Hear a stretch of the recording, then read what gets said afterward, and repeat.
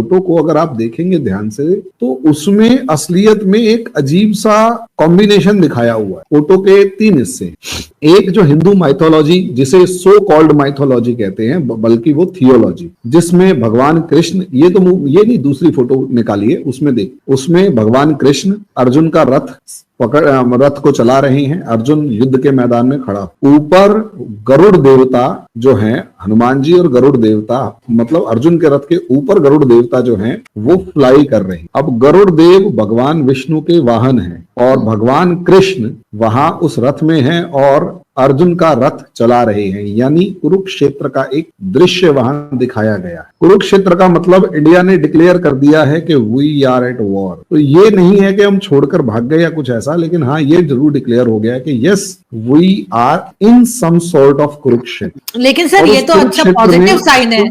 हाँ तो ठीक है ना, आपको पॉजिटिव साइन है ना कि अगर आप लोग इस तरह से सोच रहे हैं, मुझे तो पॉजिटिव साइन लग रहा है कि एक चीज जो हो गई उसको चलाए चले जा रहे थे। तो सही, पूरी बात सुनिए तो सही मैडम, सुनिए तो सही। एक्चुअली कि उसमें जो पुराने वाली फोटो थी, अभी उसको भी ऊपर भी आऊंगा, और नई वाली जो है उसका मीनिंग तो समझ लीजिए पहले नई में है क्या क्या। तो इसका मतलब है कि मोदी जी ने मान लिया कि हम जी कुरुक्षेत्र में हैं और वहां पर अर्जुन जो है वो खड़ा हुआ है। अब आपको नहीं पता वो अर्जुन कौन है और भगवान कृष्ण कौन है और वरुण देवता ऊपर जो है वो कौन है। अब क्योंकि वरुण देवता ऊपर है, गरुड़ देवता ऊपर है, तो ऑब्वियस सी बात है, इसका मतलब ये है कि, और कुरुक्षेत्र के बारे में हमारे यहाँ ये माना जाता है कि इस तरीके के वेपन्स उस टाइम के जो हाईएस्ट ग्रेड मॉडर्न वारफेयर वाले जो वेपन्स थे वो मौजूद, वो यूज किए गए। तो एग्जैक्टली वही वेपन्स जो हैं वो आज के दिन यूज किए जाने वाले हैं। तो सवाल यही है, क्या इंडिया प्रिपेयर्ड है? तो आंसर है हाँ। अब कुरुक्षेत्र में क्योंकि भगवान कृष्ण को सारथी बनाए हुए दिखाया हुआ है, इसका मतलब यह है कि कुछ ना कुछ तो ऐसा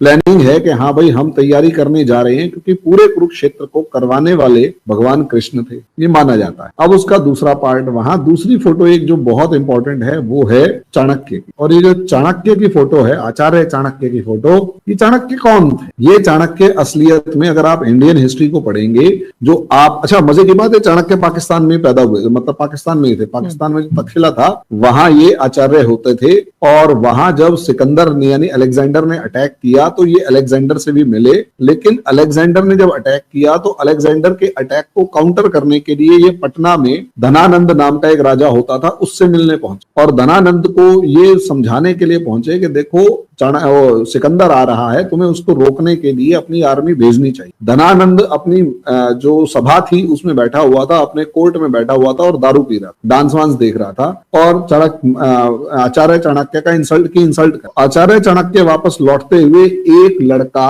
सिंपल सा जंगली लड़का, आदिवासी लड़का, जंगली मीन्स जंगल में रहने वाला वनवासी आदिवासी लड़का, वो आदिवासी लड़का जो है वो चंद्रगुप्त, उसको उसके अंदर राजा बनने के गुण देखते हैं, उसको आप ये देखिए इंडियन एम्पायर की नींव रखवा देते हैं उस चंद्रगुप्त मौर्य से। और फर्स्ट एम्पायर ऑफ इंडिया जो था वो चंद्रगुप्त मौर्य के हाथों चाणक्य ने कार्व करवाया। तो मेरे हिसाब से पाकिस्तान को अब ज्यादा डरने की जरूरत है, क्योंकि आचार्य चाणक्य की अगर फोटो लगाई गई है तो वो पहले थे जिन्होंने अखंड भारत बनाया। तो जो अखंड भारत बनाने वाले थे, तो ऑब्वियस सी बात है उनकी तस्वीर आर्मी के उसमें लगा दी जाए, तो इसका मतलब पहले तो आर्मी एक सरेंडर की तस्वीर लगा के बैठी हुई थी, अब की बार आर्मी ने एक जो ऐसी तस्वीर लगाई है जिसका काम एम्पायर बिल्डिंग था। अच्छा एक मजे की बात और सुन लो, जब महबूबा मुफ्ती अमित शाह से मिलने आई तो उस टाइम पर आप तस्वीर उठाकर देखिए, उस जब अमित शाह से पहली बार मिलने आई और अमित शाह और महबूबा यानी बीजेपी और महबूबा मुफ्ती की जो पार्टी थी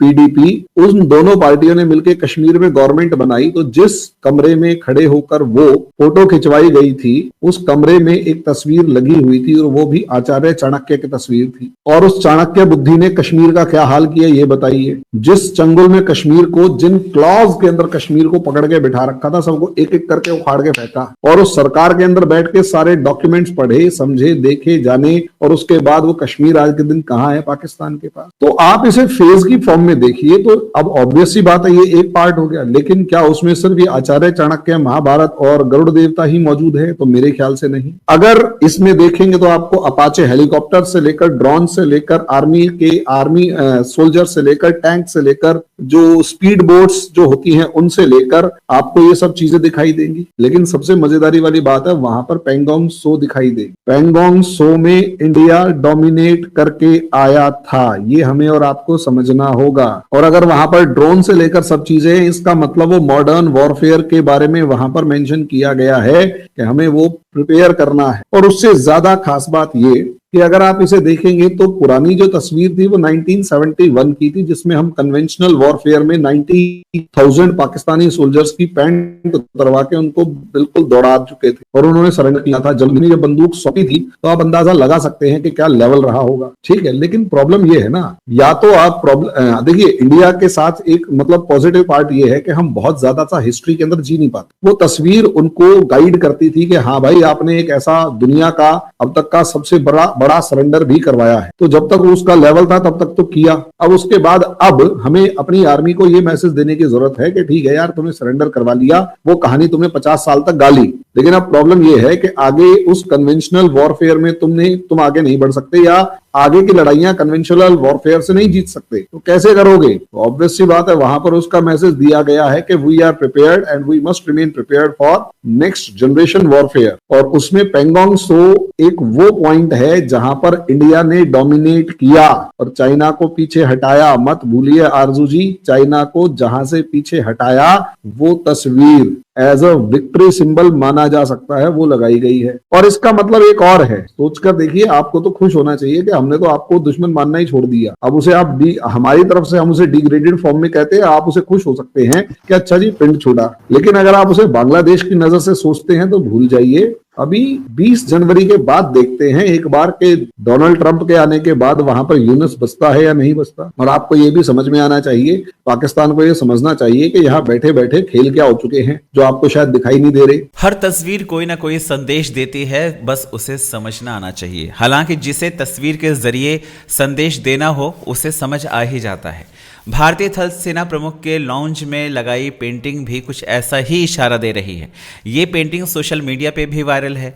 रिटायर्ड सैन्य अधिकारियों ने इस बदलाव पर सवाल खड़े किए हैं। दरअसल थल सेना चीफ के लाउंज में 1971 पाकिस्तानी सरेंडर की ऐतिहासिक तस्वीर हटी है और नई पेंटिंग में लद्दाख का पेंगोंग लेक का झलक है, जिसमें आधुनिक बोट हैं तो चाणक्य भी है, आधुनिक टैंक और ऑल टेरेन व्हीकल हैं तो कुरुक्षेत्र में महाभारत युद्ध में अर्जुन का रथ हाँकने वाले कृष्ण भी हैं। आसमान में अटैक हेलीकॉप्टर अपाचे भी है तो गरुड़ भी नजर आ रहा है। मैसेज साफ है कि अब सेना का फोकस पाकिस्तान नहीं बल्कि ड्रैगन है।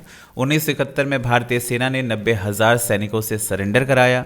पाक जनरल नियाजी सरेंडर डॉक्यूमेंट पर दस्तखत करते वक्त की तस्वीर अब वहां से हट चुकी है। लेकिन अब जो तस्वीर लगी हुई है वो तस्वीर नए भारत को दर्शाती है, भारत के नए फोकस को दर्शाती है। और ये कहना है रक्षा विशेषज्ञ मेजर जनरल अशोक कुमार का कि नई पेंटिंग से एक बात तो साफ लग रही है कि अब फोकस पाकिस्तान पर नहीं बल्कि चाइना पर है। पौराणिक युद्ध नीति जिसमें कुरुक्षेत्र में गीता का ज्ञान, जिसकी वजह से महाभारत का युद्ध पांडवों के पक्ष में गया, तो वहीं चाणक्य की युद्ध की नीति के चलते मौर्य साम्राज्य का इतना बड़ा बनना। इस पेंटिंग में टैंक भी है, बोट भी है, हेलीकॉप्टर भी है तो ऑल ट्रेन व्हीकल भी हैं।